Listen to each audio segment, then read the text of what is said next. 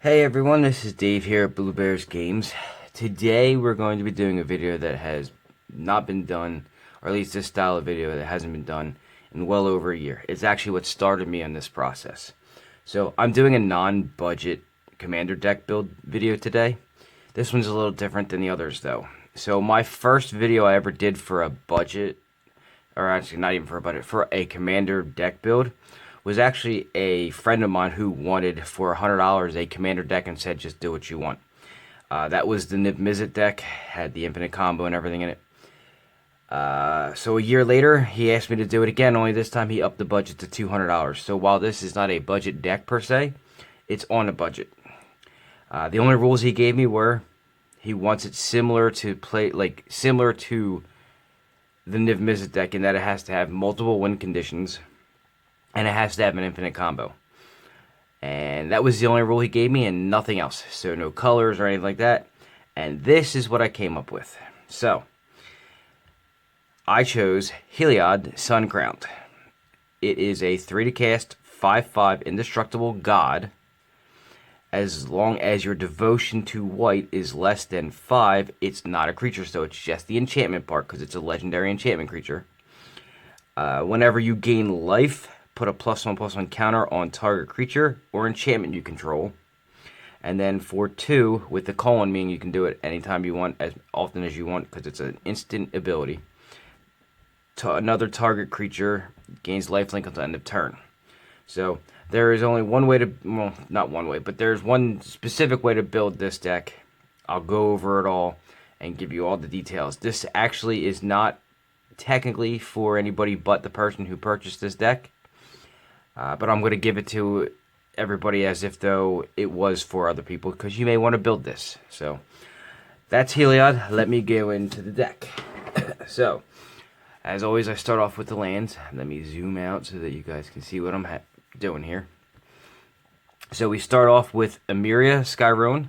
It enters tapped, and at the beginning of your upkeep, if you control 7 or more planes, planes doesn't say basic planes, just planes, you may return a target creature card from your graveyard to the battlefield and it taps to add a white. That's for some recursion in the deck. It has a little bit of resiliency, and I'll go over all that in a little bit. Mistville Plains, this is why I specifically said plains and not a basic plains, because Mistville Plains is a plains itself. It enters tapped and you can add a white. You can pay a white, tap it, and put target card from your graveyard on the bottom of your library, and you can activate this ability only if you control 2 or more white permanents. So, this is a mono white deck. You're going to have white permanents. As far as the rest of the lands go, Tectonic Edge is for a little bit of control on your opponent's lands in case they have something out there. Obviously, a Cradle, something really effective against you. It helps mitigate that a little bit. And I put a little bit of recur in here just in case, so that you can actually get this back, but I'll show you that as well in a little bit. Warp Landscape is to go get lands. We're in mono white. There's not a such thing as ramp, so to speak, as far as land ramp. There is land fixing, because you can go get the lands and put them in your hand. So this is one of the few ways I've gone about doing it. So this one goes and gets a basic land and puts it onto the battlefield tapped. Myriad Landscape gets 2, so you can get more planes on the battlefield. And here, you know what? I'll hold it here for a second. If you want to pause the video to read it, what it does, you can do that. Crystal Vein I put in here for a little bit of extra speed. It's not the greatest. It's not a mana crypt by any stretch of the imagination, but we're on a specific budget, so I had to keep it to a certain degree. So it taps to add a colorless, and you can sack it to add 2 colorless, but you have to tap it, so you can't do tap it for a colorless and then sack it for 2.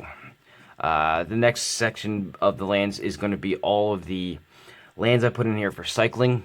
White, again, has a problem with card draw as well. This way, I put in a couple of things that can do that for you, so that you can get rid of bad draws later in the game to draw something else. So Secluded Steppe is for 1 white. Drifting Meadow does it for 2 colorless. Desert the True does it for a white and a colorless. And then Blasted Landscape does it for 2 colorless. And then Ash Barrens doesn't really cycle so much as it basic land cycles, which means that you can discard it to go search for a basic land and put it in your hands. So you can, again, go get a better land. Buried Ruin, I can recur this, and I'll explain that again later. It taps out a colorless, but you can also pay 2 and tap it, and then sacrifice it to return an artifact card from your graveyard to your hand. That's important. This is partially to make sure you can get your infinite combo, even if it goes to the grave. And a lot of you know what that combo is already, so this is to get it back. And that's the last section I'll get into, is the infinite combos, and then the rest is just basic planes. Nothing special after that, because white doesn't really have, like, mono white doesn't have a lot that it can do, but what you can do is pretty good. So white doesn't ramp, so you have to use mana rocks and other assorted things. Obviously a soul ring goes in here. It's just basic need for this deck. I did 2 converted mana cost rocks. So Felbar Stone, it taps to add a mana of any color of a... Let's see, how does it read here? This mana may be of any type that a land an opponent controls can produce. So if they can produce 5 colors, you can produce white out of it. You know, if they control planes, you can produce white. If they control a dual land, you can produce whatever the dual land produces. Mind Stone, again, a 2 converted mana cost rock. It taps that colorless, but it also sacks to draw a card, and you can recur this later by certain means. So you can actually have a draw engine. Armillary Sphere, you sack it to go get 2 basic land cards. They only go into your hand, but sometimes that's all you need to go. It thins out your deck, makes it so that you don't get a land later, and it makes it so you can hit your land drops. Explorer Scope is an equipment. Remember that Heliod is indestructible, so it's not going to die by combat. The only way it's going to die is through exiling, so... You know, not everybody has that ability to get rid of it, and I do have ways in this deck to do it, but not everybody does. Not every color can exile a creature. So this one has, whenever the equipped creature attacks, look at the top card of your library, and if it's a land card, you put it onto the battlefield tapped, and it doesn't matter if it's a basic land or a non-basic, it just puts it into play tapped. A little bit of ramp, not the greatest. This is actually Burnished Heart. I will actually put the English version up here for you guys to see. What it reads is 3 for a 2/2. I think it's an elk. And then it's 3 and sacrifice it to search your library for 2 basic land cards and put them into play tapped.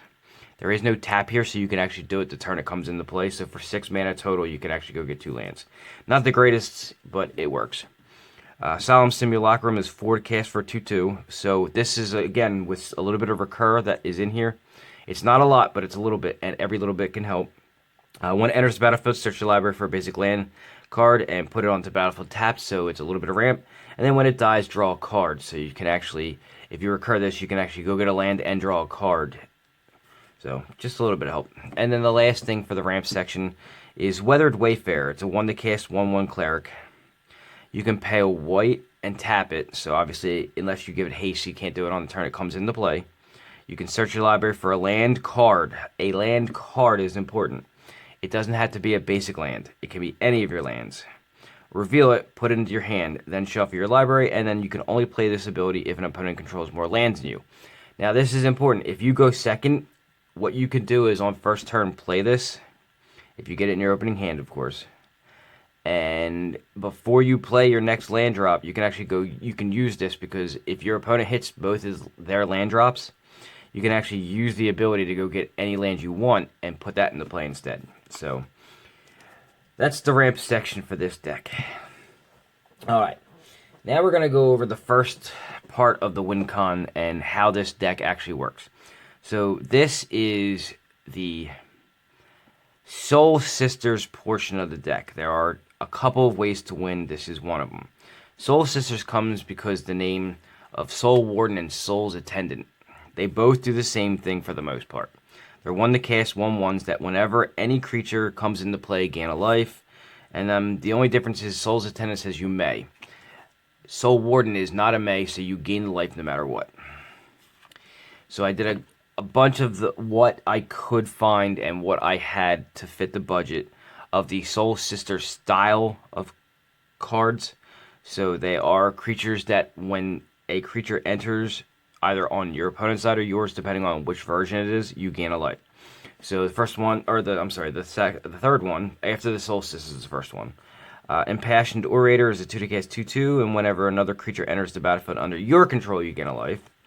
Suture Priest has a little bit of damage ability in it. So Suture Priest says whenever another creature enters the battlefield under your control, you gain a life. But when a creature enters the battlefield under an opponent's control, you may have that player lose a life. So if you're fighting somebody who does a lot of token generation, Suture Priest can actually kill them by their own creatures. Core Celebrant, it's 3 to cast for a 1/4, so it has a bigger ass. It can defend a little bit. When it or another creature enters the battlefield under your control, gain a life. Guideline of Obstruction. I'm sorry, that doesn't belong here. Neither of these belong here. I screwed up that. Alright, we'll get into that in a second. And up next is Daxos, Blessed by the Sun. Its toughness is equal to your devotion to white, and devotion is on the battlefield you count how many mana symbols you have total, and that's your devotion to that color. So its toughness is equal to devotion to white. It comes into play and it has 2 already, so it's a 2/2 right off the bat. And then whenever another creature you control enters the battlefield or dies, you gain a life. So those are the Soul Sister, like, it's life gain. It's one direction you can go in, so you should be gaining a bunch of life. Now that plays into Heliod, because Heliod reads whenever you gain life, put a +1/+1 counter on a creature or enchantment. So it helps that. So you can make either Heliod bigger, you can make one of the Soul Sisters bigger. You have a bunch of things you can do. Next section, which I accidentally revealed, we're playing basically a Death and Taxes style of deck. So you have Soul Sisters, then you have Death and Taxes. This deck is going to tax the hell out of your opponent so they can't actually play anything. So you have defensively a better chance of winning with life, and I'll show you how at the end. So we start off with Guideline of Obstruction for the first part of our Death and Taxes. 2 to cast 2/1 with first strike, so at least it has the ability to attack, so you can actually use your creatures to attack and win with combat. On top of that, you can win with commander damage because your Heliod is also a 5/5 indestructible, and it can get bigger, so you can actually win with that too, so keep that in mind. So Eidolon of Obstruction also has the first tax ability is loyalty abilities of planeswalkers your opponents control cost 1 more to activate. What that means is they have to either put on or take away loyalty counters to activate their ability. For each time they do, they have to pay 1 colorless mana also to do so, or they can't do it. Spirit of the Labyrinth. Each player can't draw more than 1 card each turn. This is especially good against specific strategies. I'm sorry to the person who I'm selling this deck to. That includes yours. Sorry, not sorry.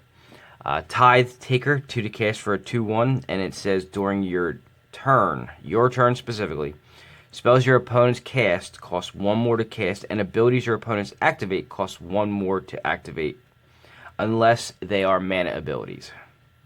It also has Afterlife, so if it dies, it becomes a 1/1 spirit. Not really that big of a deal, but, you know, it's a little something. Containment Priest, 2 to cast 2/2 has Flash, which means it can be played at any time for an instant. If a non-token creature would enter the battlefield and it was not cast, you exile that creature instead. So, if they bring something into play through, let's see, non-creature would enter the battlefield. So, black has a lot of things that say bring something from the graveyard into play. If it comes into play, it wasn't cast, so you exile it instead. So it does not come into play, it gets exiled. Glow Rider, 3 to cast for a 2/1. Non-creature spells cost 1 more to play. So anything that's an instant, a non-creature artifact, a sorcery, you know, an enchantment, they all cost 1 more to play. Yes, that affects you a little bit, but it affects your opponent a lot more with all the rest of the taxing effects that are coming. Aven Mind Sensor is a star in this deck.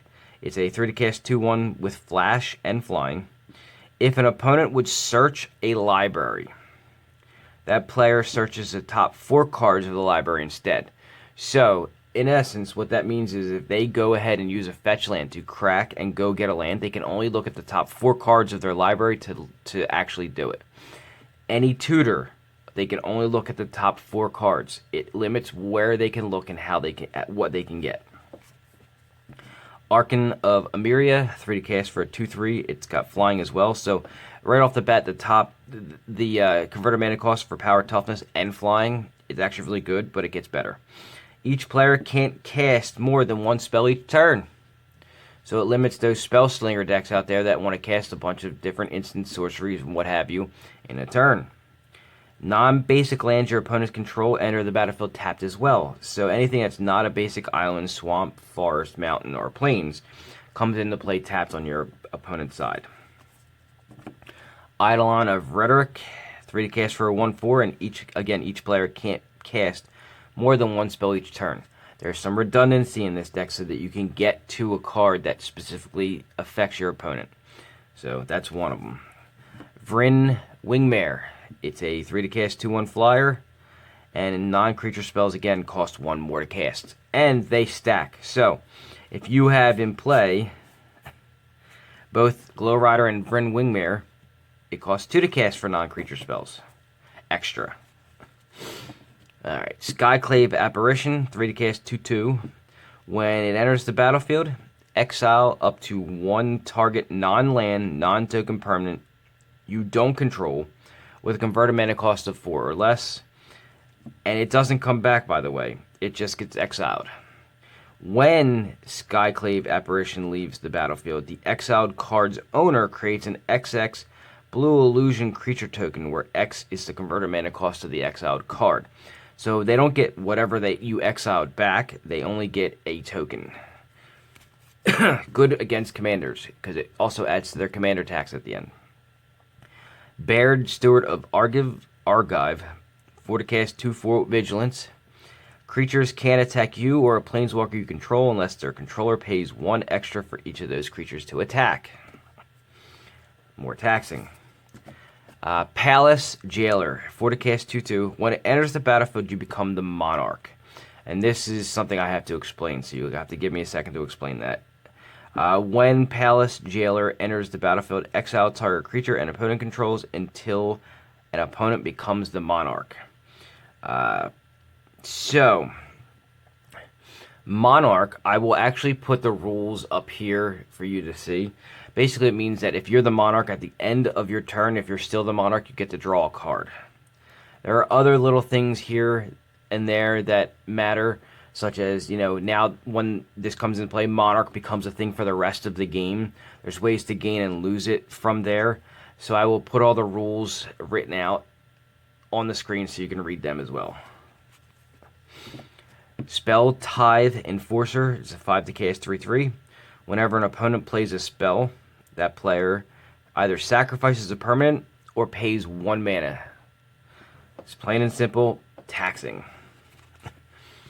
Chancellor of the Annex, it's expensive, I know, it's 7 to cast, but it's a 5/6 flyer, so that's good for beats.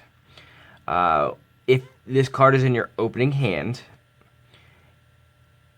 when each opponent casts their first spell for the game, they either pay 1 or it's countered. So that's good in itself, especially if you're playing more than one opponent. So if you're not playing one-on-one, since Commander is technically, supposed to be played in multiplayer, it makes it so that either the first spell each opponent plays is delayed by a turn, so they can't get off a quicker turn for the first turn at all, or it's countered. Then if it's in play after that, whenever an opponent casts a spell, it's countered unless they pay 1. So, more taxation. And then the recur part of this deck. Sun Titan. It's a 6 to cast 6/6 with Vigilance. And so, whenever it enters the battlefield or it attacks, so it comes into play, you do this, or if it attacks, you can even, if it has, for some reason, haste, you can do both in the same turn. You may return target permanent, not, instant or sorcery, but anything, a creature, an artifact, anything that's a permanent, with converted mana cost 3 or less from your graveyard to the battlefield. So that's the recur part of it. So you can keep recurring things left and right, depending on how, you go about doing it. Alright, now we're going to go into the next section. More taxation stuff, but not attached to creatures. So, we start with Damping Sphere. It's a 2 cast artifact. It reads as if a land is tapped for 2 or more mana, it instead produces a single colorless. Doesn't matter what it was supposed to do. If it was to tap for 2 mana, it now only produces a colorless. It loses its ability to produce color. Then each spell player casts costs 1 more to cast for each other spell that players cast this turn. So, if you haven't played a spell, it's the same price. If you've played 1 spell and go to play a second, it's an additional 1.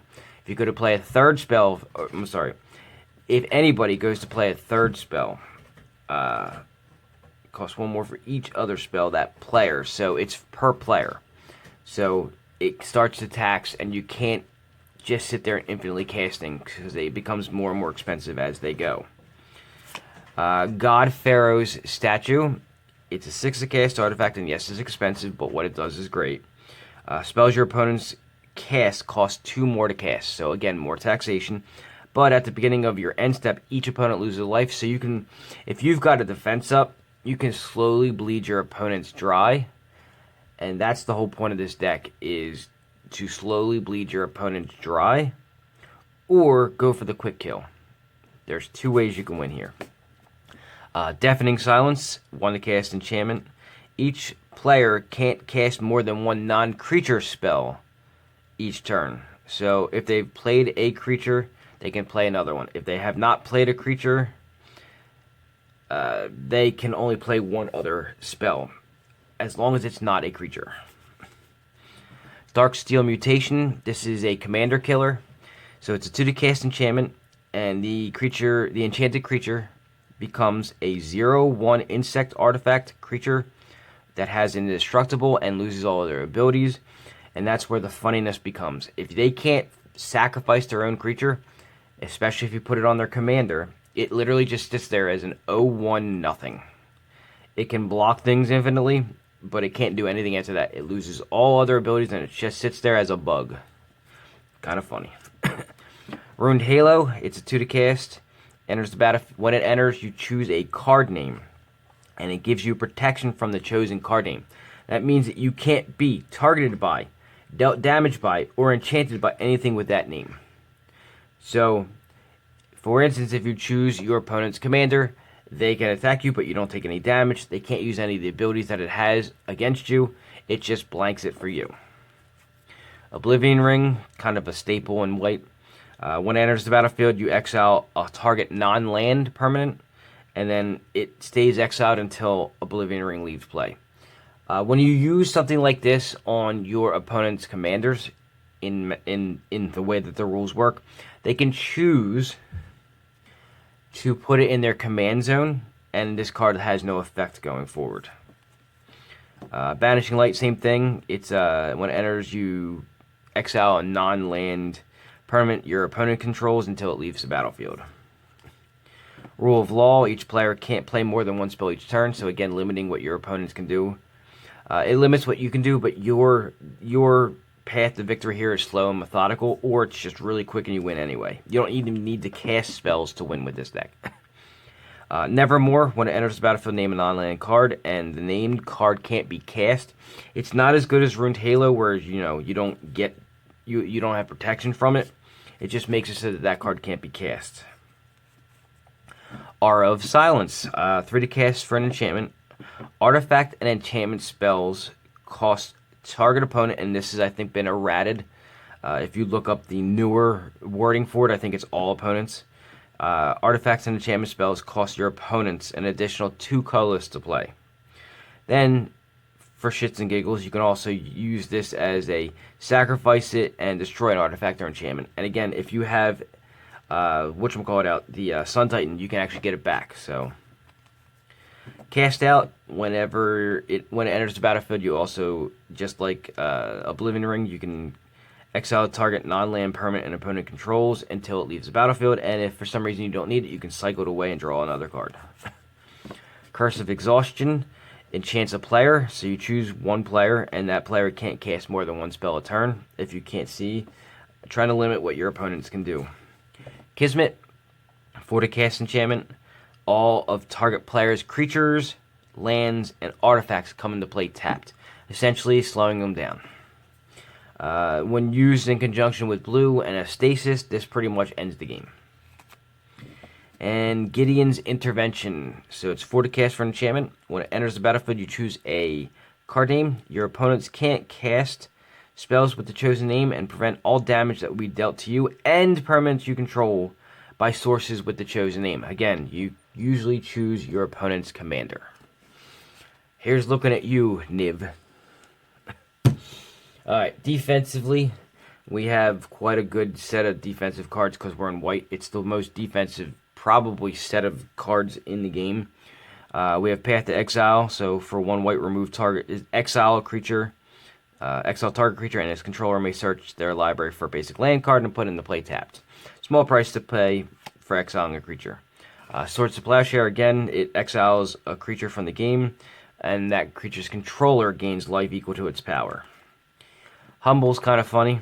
It's an instant that says target creature loses all abilities and is a 0/1 creature until end of turn. Kind of like the Darksteel Mutation, only it's for 1 turn. Revoke Existence. Exile target artifact or enchantment. So if there's a pesky thing on the board, it exiles it, not destroys it. Removing it from the game is what it does. And Heliod's Intervention, 2 white and an X. So you can choose one of the following. You can destroy X target artifact and or enchantments, or target player can gain twice X life. Both options work in this deck depending on the situation. Most likely you're only going to use the first thing, but the second thing can come in handy. Crib Swap, 3 to cast. It's an instant. I wouldn't worry too much about the fact that it's a tribal instant shapeshifter. It doesn't really do a whole lot, and the Changeling doesn't do a whole lot either. There are some bonuses to it, but not for this deck. And then exile target creature, and its controller creates a 1/1 colorless shapeshifter creature token with Changeling. Generous Gift, destroy a permanent, and its controller creates a 3/3 elephant creature token. Simple. Wrath of God, it's the big daddy. It's what every mass board wipe strives to be. It just destroys all creatures. They can't be regenerated for 4. Dusk till Dawn. Destroy all creatures with power 3 or greater. Destroy. Realize that doesn't exile, so it does not affect Heliod at all. And then the Dawn is... you can only cast this from your graveyard. Just remember that. Return all creature cards with power 2 or less from your graveyard to your hand. There are a lot of cards in here that you can return that way. And my nice little cheeky thing in here was the following 2 cards. The Wanderer and Teo. Alright? The Wanderer is a Planeswalker. They're both Planeswalkers. That says it has a static ability of prevent all non-combat damage that would be dealt to you and other permanents you control. What that means is if somebody casts something like a Lightning Bolt or a Fireball or anything that does damage through instants or sorceries, earthquakes, all that stuff. If somebody has a Timmy Pinger where its ability says tap to do damage to any target, this prevents all non-combat damage that would be dealt to you and other permanents you control. It also it comes into play with 5 loyalty counters, so you can do this at least twice. Exile target creature with power 4 or greater, so it has a defense mechanism where it can get rid of a creature. And then we have Teo. Teo says you have hexproof. That's its static ability. It's always, when he's in play, it's always in play. He comes into play with 5 counters, 5 loyalty counters, and he has an ability to create an 0/3 white wall creature with defender.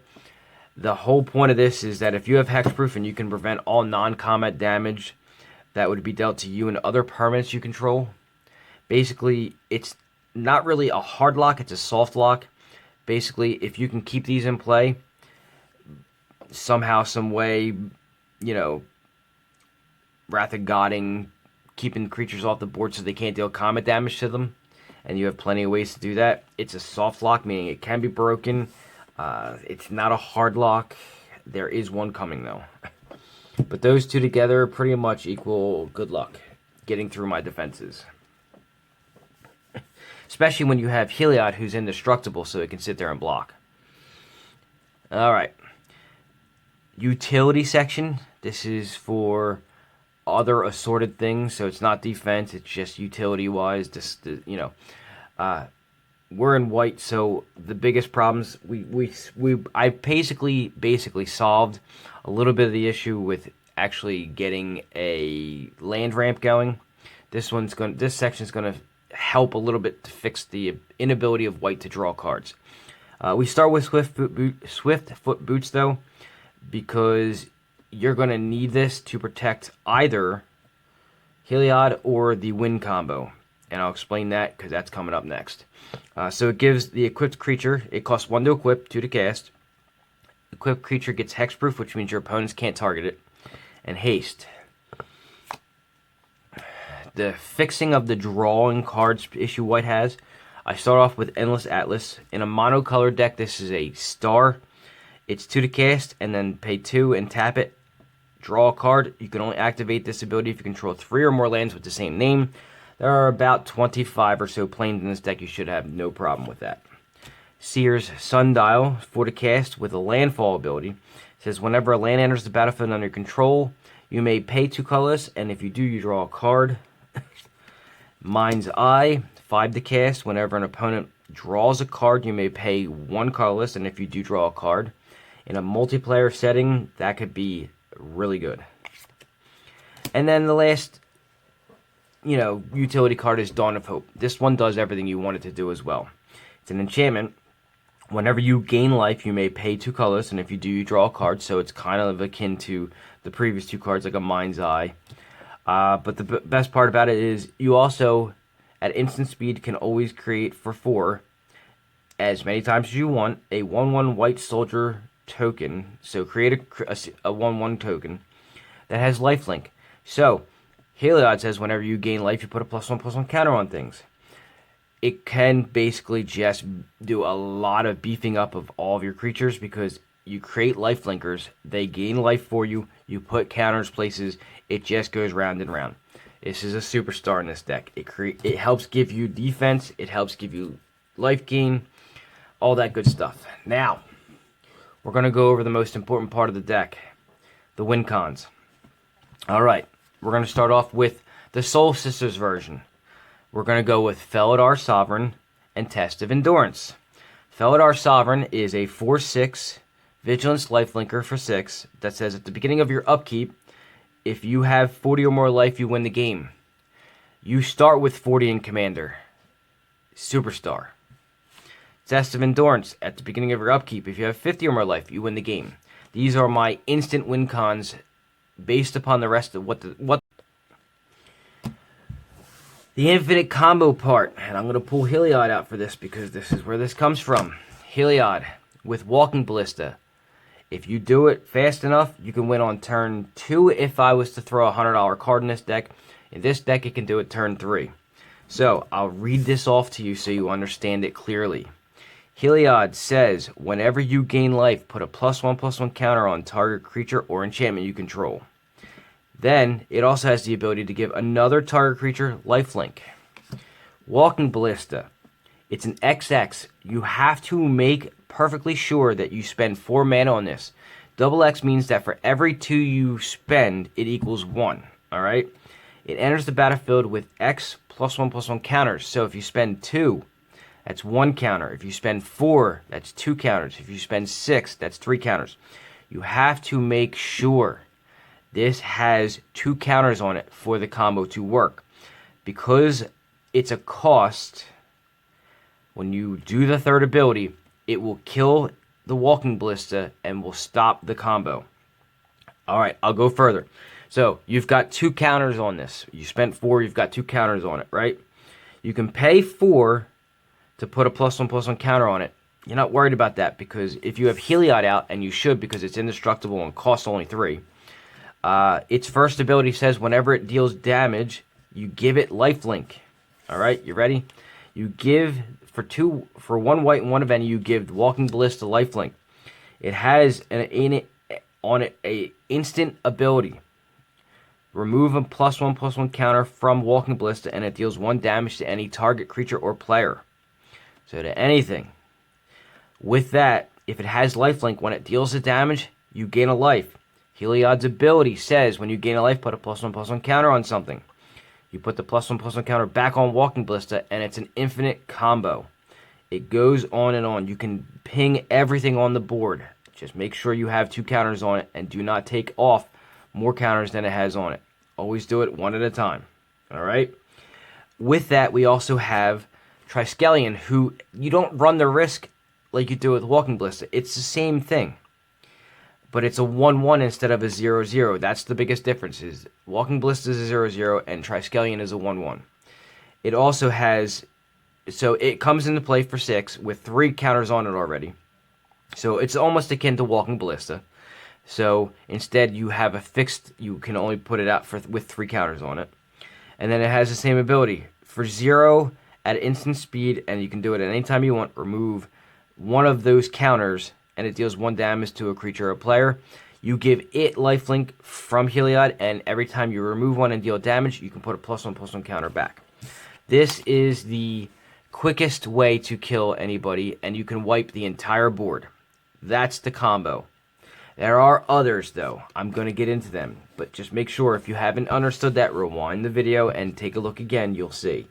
If you need further explanation, specifically Marshall, for your girl, you can contact me at any time and I'll explain it over and over again. We have more, though. We have Knowledge Pool. You're going to love this. You're going to love this. Knowledge Pool has Imprint. The Imprint is when it enters the battlefield, each player exiles the top 3 cards of their library. Whenever a player casts a spell from their hand, that player instead exiles it. It should actually say when the player does, but it says if the player does, you have no choice. That's just what this card does. You have to exile the spell. When you cast something from your hand, you have to exile the spell. It does not go on the stack. It does not get cast. It does not count. It goes away. If the player does, he or she may cast another non-land card exiled with Knowledge Pool without paying its mana cost.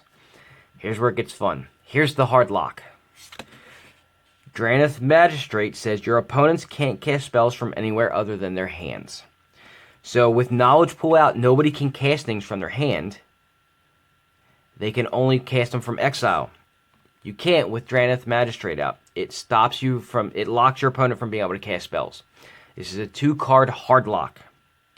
Unless they have something already on the battlefield that can get rid of one or the other, or both, it's a hard lock. They cannot cast anything.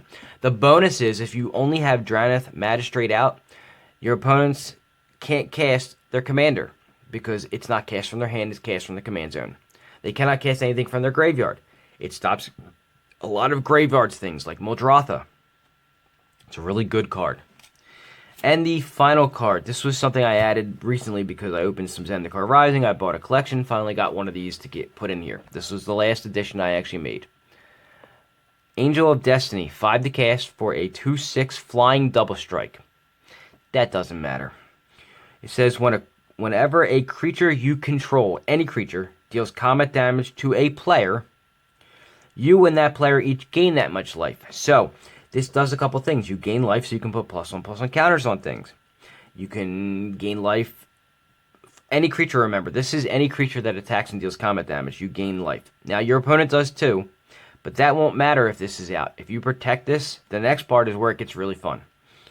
At the beginning of your end step, if you have at least 15 more life than your starting life total, so in Commander you start with 40, so if you have 55 or more, each player that Angel of Destiny attacked that turn just loses the game. So it's another instant win part of the deck. Because the deck already does the Soul Sister part, it already sets you up to have 15 more life than your starting life total. This hits the board. it must be removed by your opponent or they will lose the game flat out right there and then the moment you can attack with it.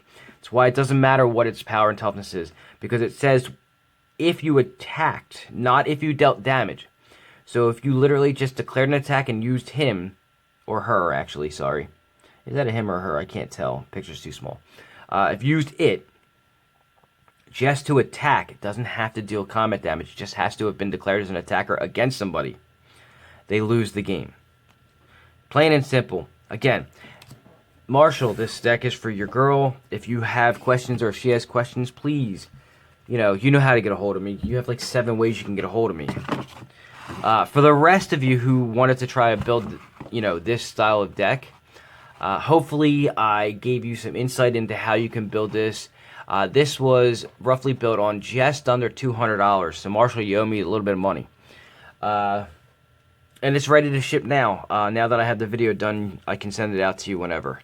Again, for the rest of you, if you have any questions or comments, you have ways to get a hold of me. Go to the Facebook page. You have comment section below, all that stuff. As far as, the video itself, please like it. I'd like to see, I get a lot of likes on some of the deck tech videos, some of the commander builds, the budget builds, and all that stuff. But this is the first time I've done an actual, technically non-budget build. I'm going to be doing a couple more in the next coming weeks just because I have a bunch of decks that I haven't done my videos on. But, like the video. It comes up on people's feeds more often the more likes you get, so that would be great. As of this video, I'm at 252 subscribers. I ended up getting like 5 over the weekend, so we hit that 250 threshold. Could use a couple more. Like to get to that 1,000, but since we hit the 250 mark, as of this video, I will be giving away one of my arena codes. So I'll get that process started. Not for this video, I'm just mentioning it for the next video. Share this video out if you have somebody who you think may want to build this deck. By all means, share this out to them. I know it's a long video. I didn't mean for it to go so long, but this one was a little different. I had to explain things to somebody how to actually run the deck. And as much as I hate to go over 30 minutes on my videos, it was worth it. So hopefully you enjoy this deck when you play it. And I ask you, please, don't go easy on him. Murder him. So that's my video for the week. Until next week, I will see you guys later. And again, Marshall, thank you for the purchase.